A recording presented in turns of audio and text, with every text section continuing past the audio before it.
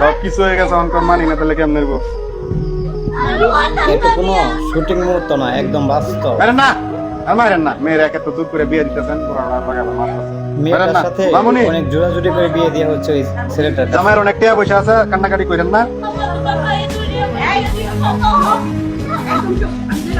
আসলে তার বাপ মা টাকার কাছে অন্ধ হয়ে গেছে।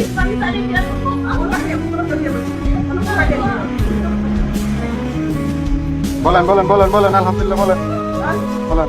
মেয়েটা কিন্তু বারবার বলতেছে যে আমি একে বিয়ে করবো না। আসলে কি আরে আপনার একটু বুঝান না, টাকার কাছে ঠিক আছে আপনি দেখতেছেন, বুঝান একটু মেয়েটারে।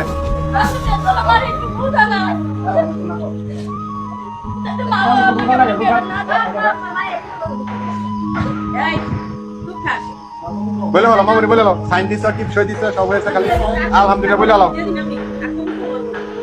15 লক্ষ টাকা কাবিন ধার্য করিয়া 10 লক্ষ টাকা উসল স্বর্ণ বাবদ 5 লক্ষ টাকা বাকি রাখিয়া আব্দুল মান্নান সাহেবকে যদি তুমি স্বামী হিসাবে মাইনা থাকো, দূরে একবার বলা।